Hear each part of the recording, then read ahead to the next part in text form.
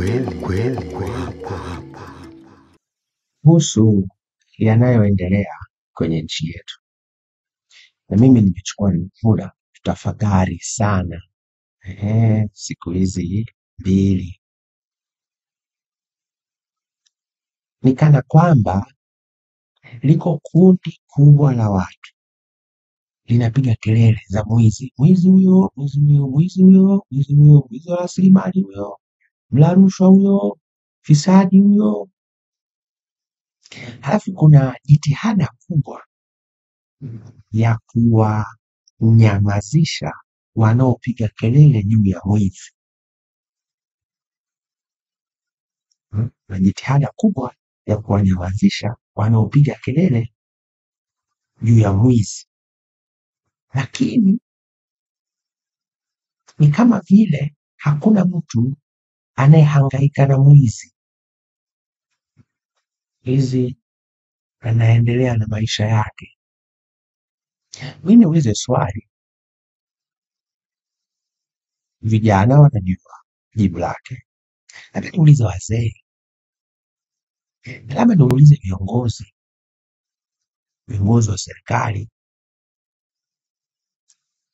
viongozi wa dini, kipi rahisi, kuwanyamazisha watu wanaopiga kelele za mwizi au kudhibiti wezi? Kipi ni rahisi? Nafikiri jibu mnalo, na umeshajiona upande gani wewe upo. Basi nikutie moyo kwa upande uliochagua, maana huko ndiko utakapopata fungu lako binafsi jema. Mimi Humphrey Hesron Polepole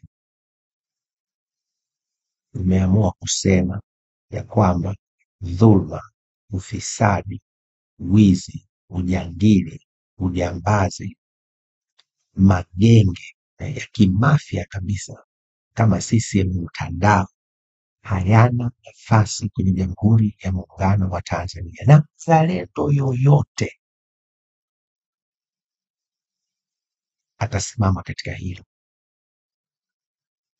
Unajua Bwana Yesu siku moja watu walisema wanyamazishe hao, wanyamazishe hao. Kwa hiyo kunyamazishwa, ndugu zangu, hakujaanza leo.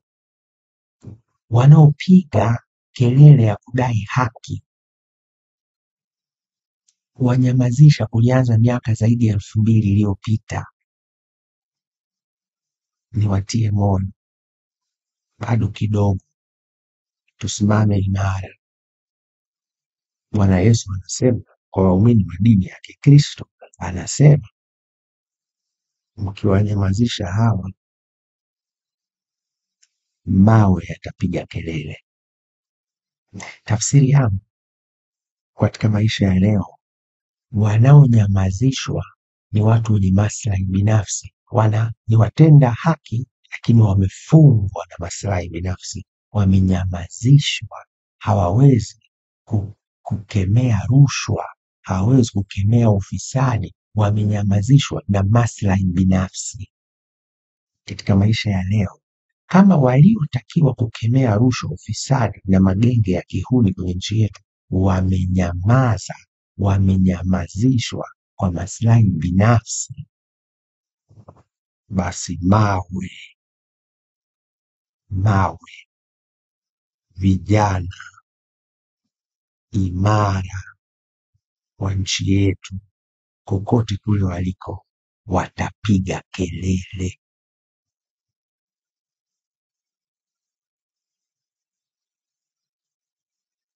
Hakuna uchaguzi bila ya kufanya mwafaka wa kitaifa, kulileta taifa pamoja.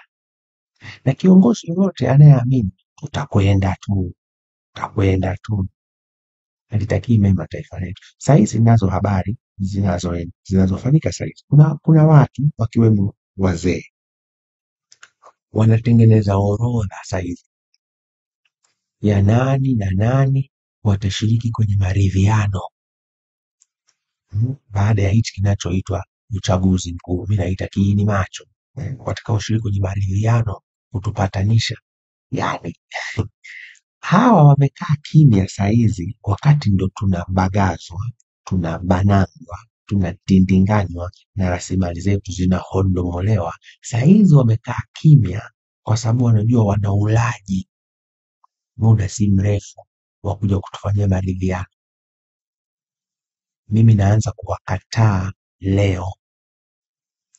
Mmepoteza uhalali, mmepoteza heshima yenu mbele ya umma wa Tanzania.